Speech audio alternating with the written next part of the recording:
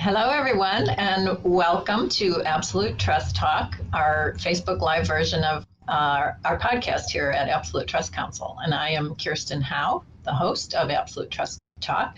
I'm very glad you're here today, and I'm very excited about this episode. I think this episode is going to be very informative, very helpful to a lot of my clients. I know that for a fact because what my guest, Julianne Bigelow of Carequest, is going to be talking about with me today is navigating the world of senior living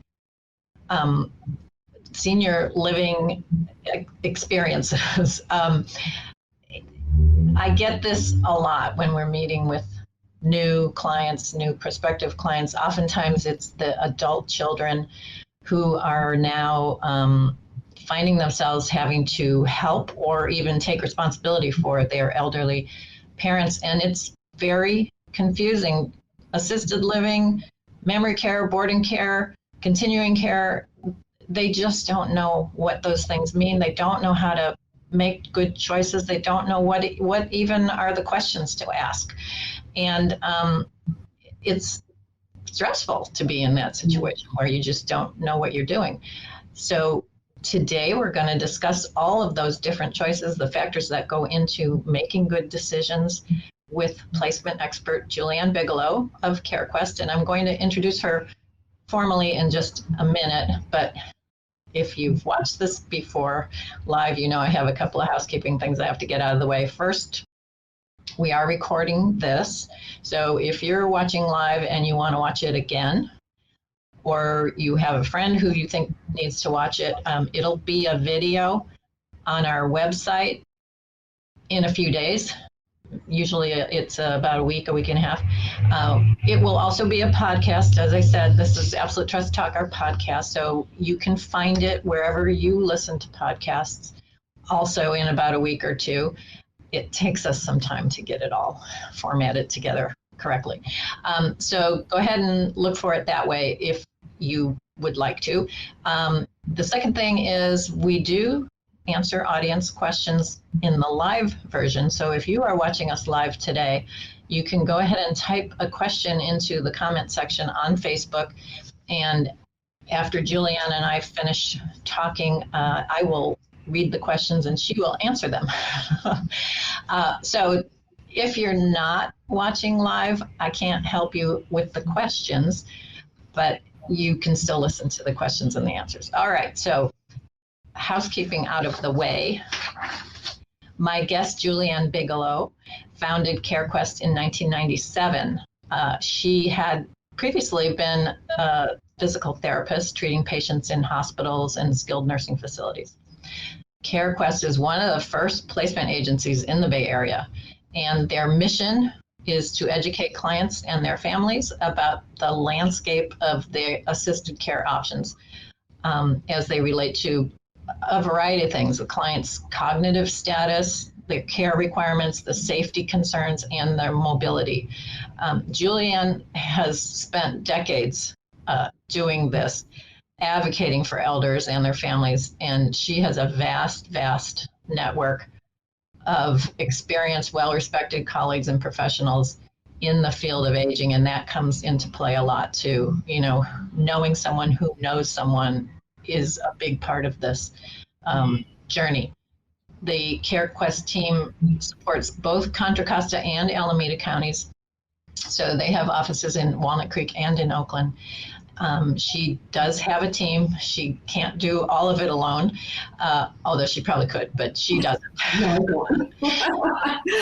As Helen Lindberg, who heads up Carequest in Alameda County, and Megan Molo, who is their clinical coordinator for their Contra Costa office. All right, Julianne, thank you so much. I'm so grateful that you're here. I can't thank you enough. I'm so excited that we're going to share what you know out here today.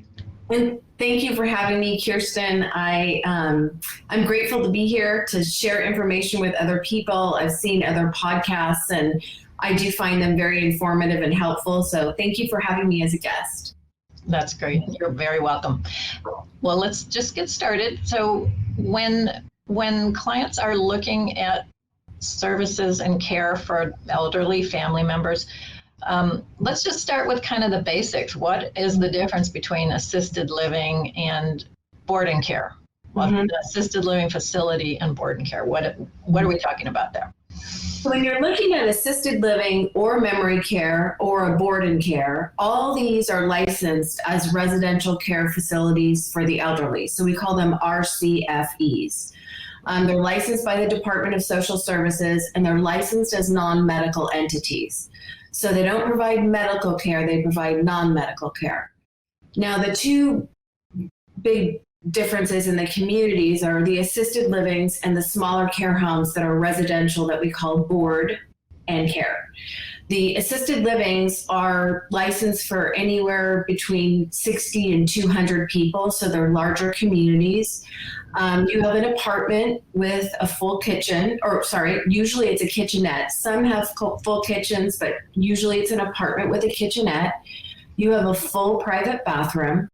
And care comes to you according to plan. So when you're in assisted living, there's plenty of people that live independently in assisted living. They don't have a care plan, but they have the basic amenities, which are the 3 meals a day, transportation, housekeeping, activities. So they get all these amenities without care. If someone needs care in assisted living, then they're on a care plan, and the caregivers will come to them according to their care needs. And the care, just again to reiterate, the care is,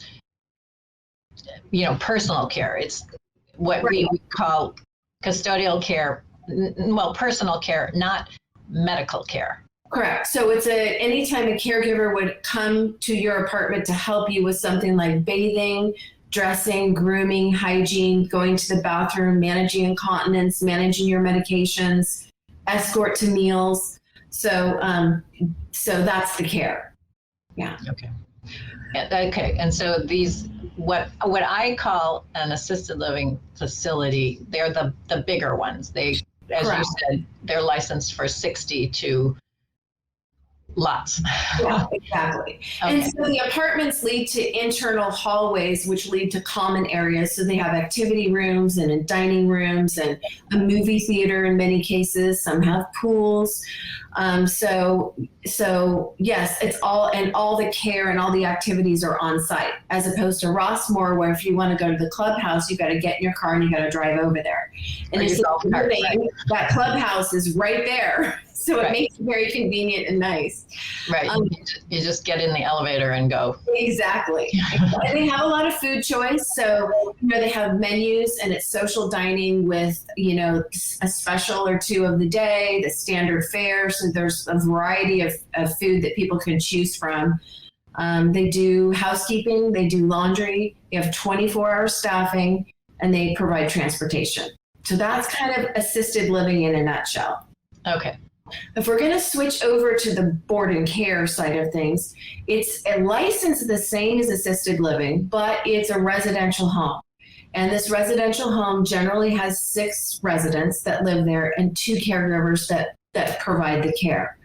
It's a more intimate setting. You more often would have a bedroom in a home versus an apartment. We can find private rooms with private baths, but they're harder to come by. Generally, the baths are more centrally located, and they're remodeled to accommodate people with more limited mobility. So you might have a shower chair that rolls right into a shower to make bathing easier. The care is definitely closer at hand. There's more oversight between the resident and the staff. They have less activity, so someone who has a big social need might be better suited in assisted living. There's the caregivers that provide care, and the board and cares do the housekeeping and the laundry and the care for the residents. So there's not a lot of extra bandwidth to have a big activities program. Yeah. Some board and care owners will bring in outside activities. It's been a little more difficult this past year with the pandemic. But as things improve, then hopefully those outside activities, people will start coming back into care homes to provide a little bit more stimulation for the residents. They also do the housekeeping and the laundry. The meals are a little bit more limited because it's more family style around a table, and it's not like a big dining menu like you might get in assisted living. And they do have 24-hour staffing in the board and care, but in many of the care homes, the staff sleeps at night, as do the residents. So if somebody has a nighttime need or needs a lot of help at night, that model might not work well for them. Although there are care homes that are now hiring a dedicated night shift. So if somebody does need help at night and a board and care is the right fit for them, then we would just seek a home that had that night shift. Okay. So there are a lot of variables there. Lots and lots of variables, yes. Yeah. And the board and cares, they, from the outside, they just look like a house in your neighborhood. Correct. The telltale sign in many board and care homes is the ramped entry. The ramp. Yeah. But they have to be ramped somewhere, and some of the care homes are ramped around behind the house. So you might see a step or two to get into the house and wonder, well, how would somebody get in there if they were in a wheelchair? But, through the gate around the back of the house, they're going to have a ramped entry back that way. There's another entrance, right? Yeah. Okay. All right. So that is very helpful. Just that terminology in and of itself is something that I find clients oftentimes don't understand. They don't appreciate. They've never heard that before. So, okay. So then board and care, assisted living, how does memory care, dementia care, where does that fit in? Okay. So people with, there's lots of different types of dementia, but when somebody is diagnosed with dementia, sometimes they're okay in a smaller assisted living. They don't need a memory care unit. If somebody is going into other people's apartments or exit seeking, then that person might need the memory care area of the assisted living.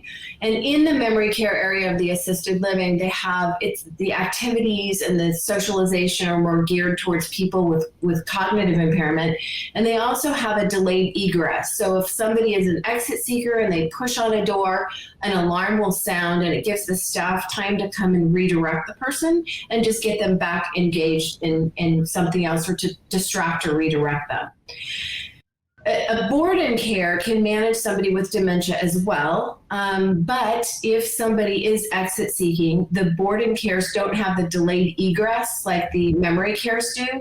So an alarm will sound when the door is open, but someone can exit easier. And if that person is not easily redirectable, it can be a problem, because then they're outside the house and the caregivers, might have trouble getting them back into the house. So for people who are exit seekers or are up a lot at night, or maybe have some behaviors, or maybe they just need a lot of stimulation, a memory care could be better for them. Now, memory cares are either freestanding. We have some communities that are small that are memory care only. Oh, okay. But many memory cares are embedded within assisted livings. So people can be in assisted living, and then if it necessitates them to switch over to the memory care side of the building, it's pretty easy transition over. They don't have to move to a new facility. Right. But, as far as board and care goes, they can manage dementia for sure. It's just there's certain aspects of dementia that don't fit as well into the board and care setting as memory care. Right. So when you're helping a family, you really have to understand a lot about what they need. Just saying the word dementia doesn't tell you everything you need to know to help them find a good location. Right. You have to really drill down. Yeah. Right. And as part of our assessment process, we're vetting all this out. We're asking all these questions. We're really drilling down to find out, is this person a good candidate for a board and care? Would they be better suited to a memory care? And then there's a lot of education with families sort of as to why. And sometimes they can go either way, and we look at both settings and see what resonates with the family. And certainly there's plenty of people with dementia where a lot of activity and hubbub can be overstimulating for them. And so that person might be much better off in a smaller, more sedate setting. Right. So, yeah, that's a lot of nuance that you have to kind of wrap your mind around in order to help the family. Yeah. And I guess you probably have to take into account, well, maybe board and care could work now, but for how long, and what's the better thing, to just go to one facility and not move mom, Right. or, all of that. It's all so many things. Yeah, a lot of people, when they come to us, they want one-stop shopping, and I completely get it. I step back and I'm looking at quality of life, because sometimes one-stop shopping doesn't equal a quality of life now, and people's needs do change over time. Yeah. Somebody in assisted living who the family thinks is going to flow to memory care if needed, when it's needed, that client may be better suited to a board and care. So, the hard thing is that needs do change over time, but I'm always chasing quality of life. Yeah. Well, that's what we want for us. That's right. That's what I want. Yeah. We want them to be happy and safe. Right. That's right. Quality of life and safe. Yeah, absolutely. So, okay. Now, how do you help families navigate these options? How do you get started? What is your process? So when someone calls us, we will typically do an assessment in person. The pandemic has changed that. We've had to do a lot more by phone, but now that people are getting vaccinated and the CDC is coming up with new guidelines, we're hoping that we can start those in-person assessments again. Because for me, just getting my eyes on somebody and talking to them and hearing about what their wishes are and to make them feel a part of the process is huge. Because nobody wants to be placed. People want to participate in the decisions as much as they can in their life. And so I like to meet with people, and I like to engage them and talk to them and just get a sense of who they are, because it really helps me then sort of drill down on the communities that I think would be good for them.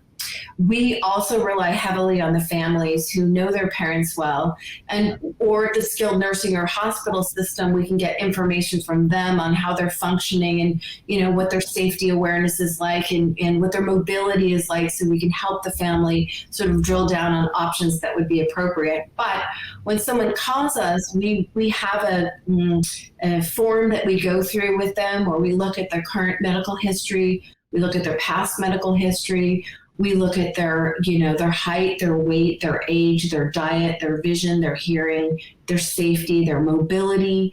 We look at their, do they have swallow issues? Do they need to be fed? Or do they have dietary issues? We're seeing more vegans and vegetarians. So we want to make sure that, the community can support that diet, or puree diet in some cases as well. And then we look at how the person can articulate their needs. Can they use a call system? Can they call for help? Can they articulate that they're cold or thirsty or hungry, or do those needs need to be anticipated by the staff?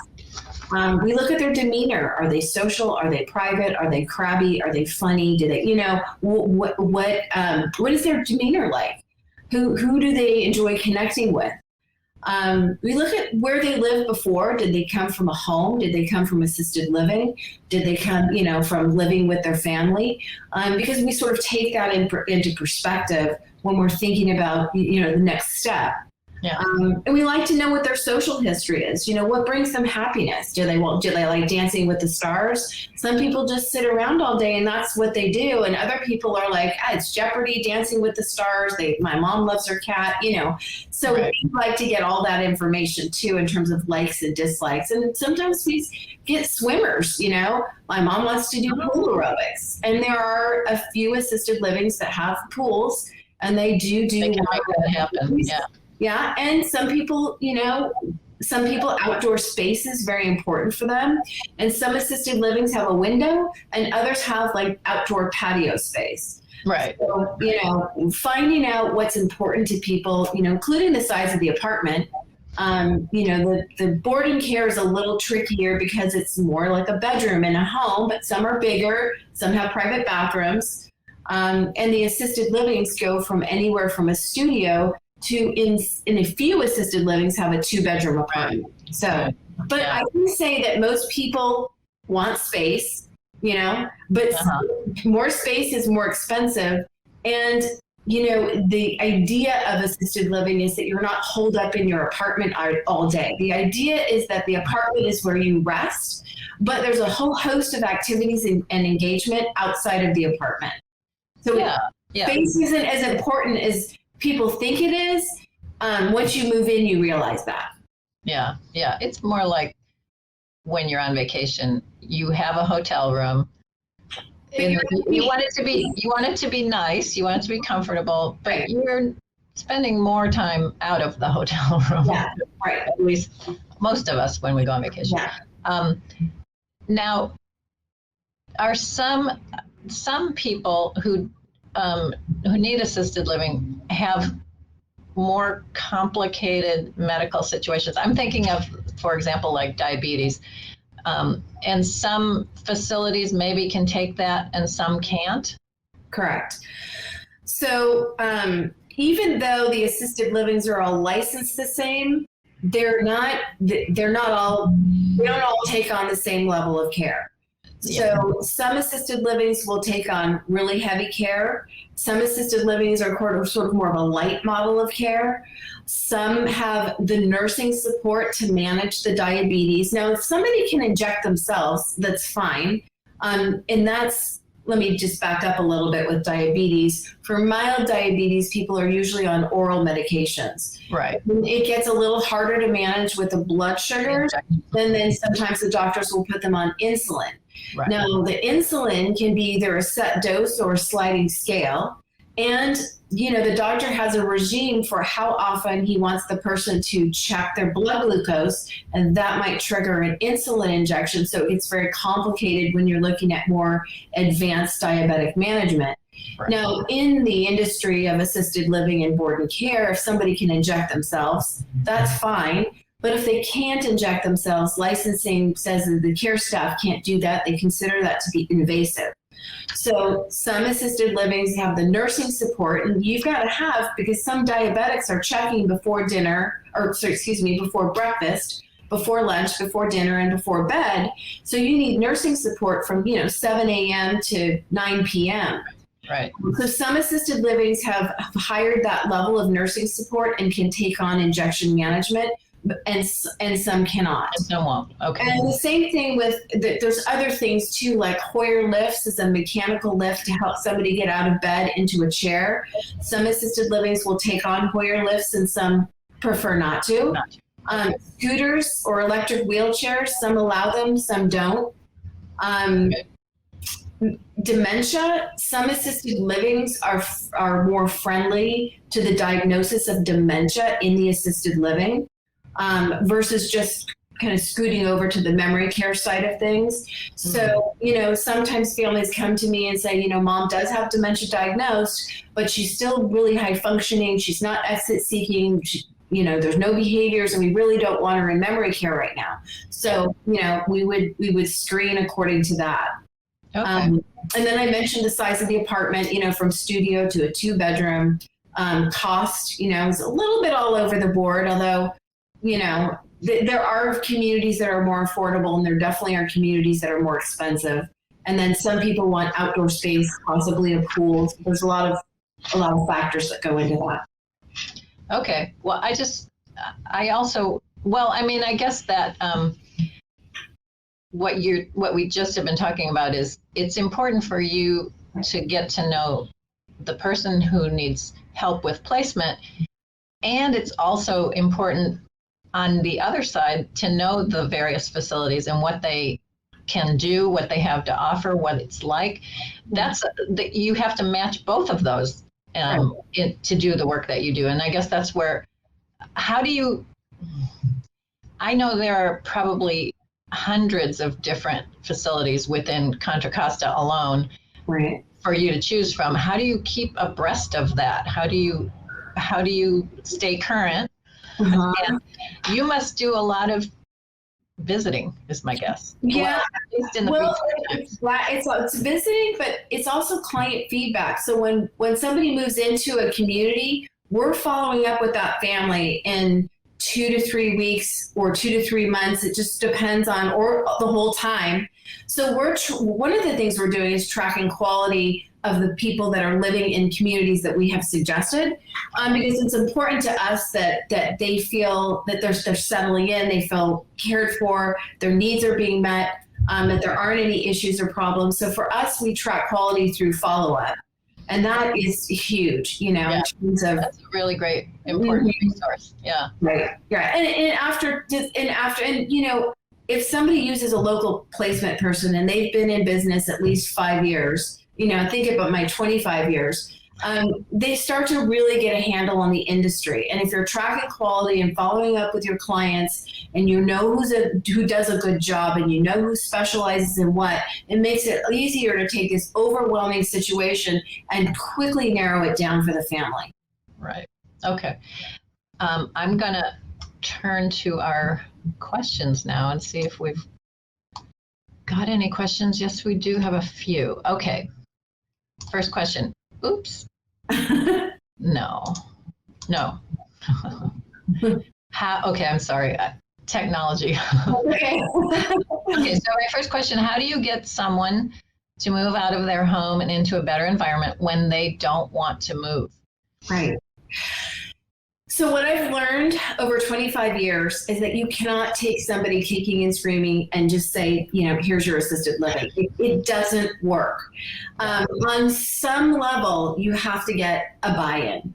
And that buy-in, it could be, sometimes it's very difficult. And sometimes it's a crisis or multiple crises that ultimately lead to moving to a safe place, or hiring that in-home care that they need that they've been resisting.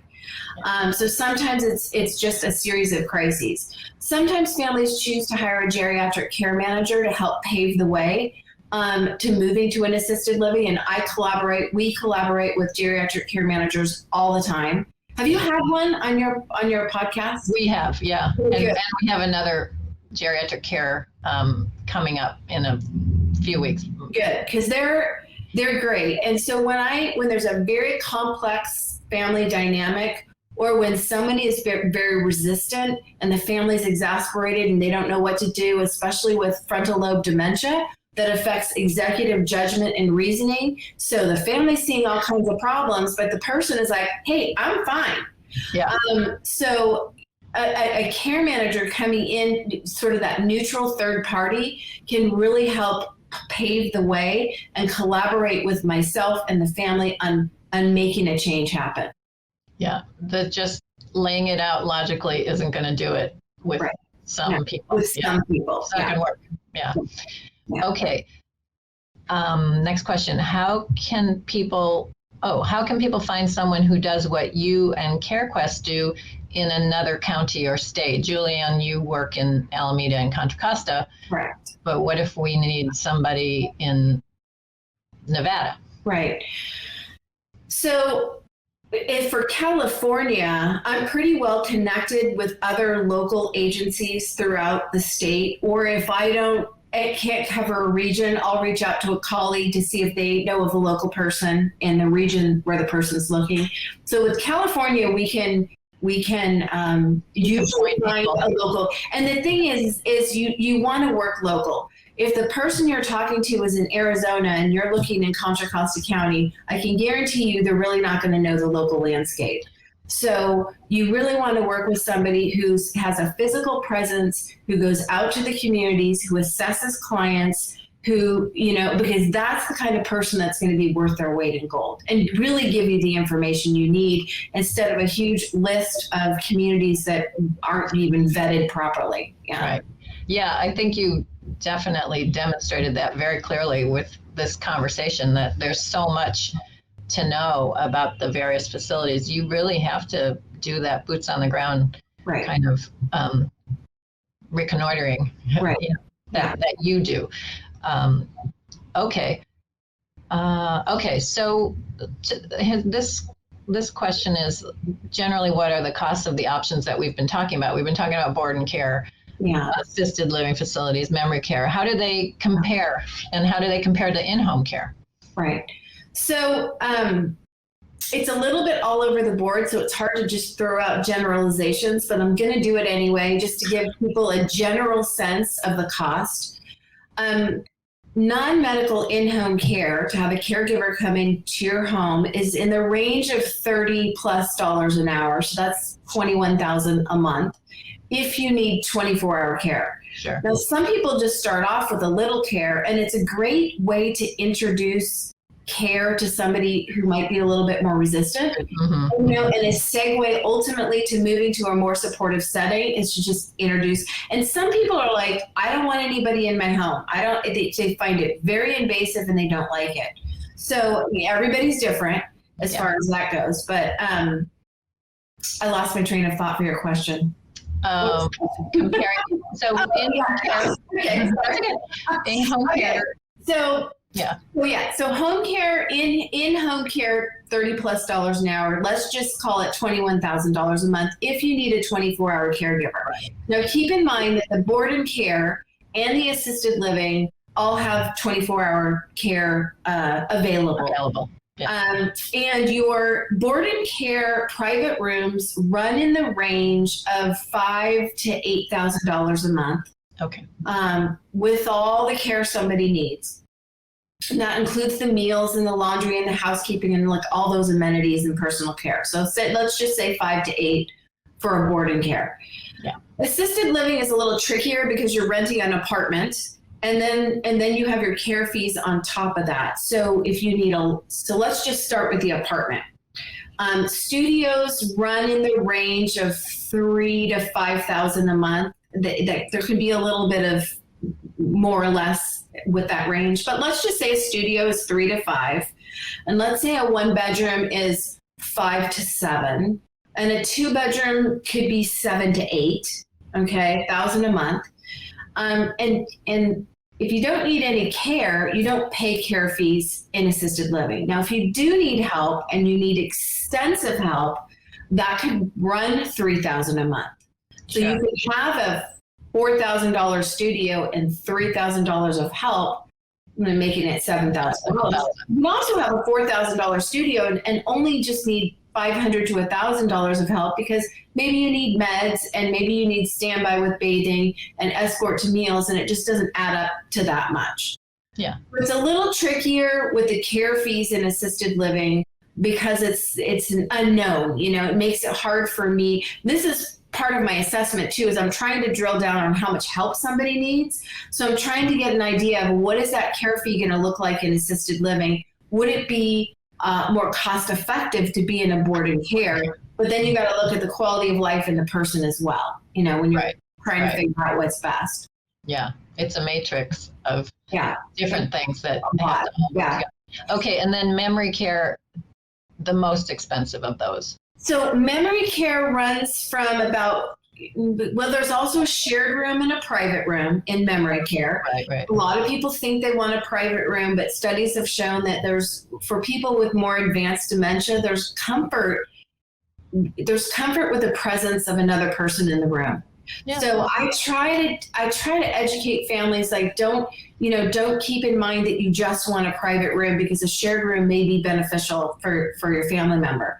But the shared rooms are going to run $45 to $65 maybe, and the private rooms in memory care are going to run $65,000 to $10,000 a month. Okay. It just depends on the community, and but those are average ranges for the cost. Yeah. Well, nobody's going to hold you to it, but it's good to kind of, especially in 10 years, everything's going to be different in 10 years. It's probably going to be way more expensive. Right. If you're watching this video in 2025, just forget all that. Exactly. I actually want to talk, just because I don't know if it's going to be a question, but really quickly, I wanted to touch on who pays for this. Okay. Because a lot of people think that Medicare pays for assisted living, but they don't. Medicare pays for acute hospitalization and short-term rehab, along with other things, but they don't pay for long-term care. So who pays for it? Well, the answer is we do. The assets that we've saved, our home that we hopefully own. Now, the other income streams for people would be long-term care insurance if they have it. Yep. And then the Veterans Administration, through a program called Aid in Attendance, can offer money as well if somebody qualifies. So those are the income streams. Okay. And since we're talking about costs, as one final thing, I'm going to say, what do you charge to do your Carequest. So the way the model of my business works is that we're a free service to the family. So we get paid through the marketing and advertising budget of the assisted living or the board and care. Now, as a consumer, you're not going to pay any more by going through Carequest. There's no hidden cost. There's no downside to using us. The downside would the only downside would be is if somebody was in business for a short period of time and really didn't have a handle on the industry and hadn't really contracted out with all the communities, then there can be a bias. But with our 25 years of experience, we work with everybody, and there's no inherent bias in terms of where we're going to send you. It's really all about what's best for you. We can choose from anything out there in our counties. Right. Yeah. Okay. So the point being that it doesn't cost anything to work with you, and people can take advantage of all the knowledge that you have and all the resources that you have. Yeah. Okay. Well, thank you. That's very helpful. Just that one little nugget right there. Very helpful. Okay. I think I'm just going to check. I think that's it on the questions. Yep. So, Julianne, thank you so much for being here. This has really been informative. I know that people are going to benefit from listening to this. Thank you. You're welcome. Thank you so much for having me. I really appreciate it. You are welcome. I hope you'll come back someday. Absolutely. Okay. Bye now. All right. I hope you got as much out of that as I did. I really, really enjoyed that episode. I'm glad you were able to join me. We here at Absolute Trust Counsel are here, not 24/7, but we are here Monday through Friday to help you with any estate planning or related matters. We happy to work with you, happy to help point you in the right direction, even if it's something that we don't do ourselves. So I look forward to talking to you, helping you with your estate planning needs. And also, I look forward to connecting with you next time. Thanks for joining me.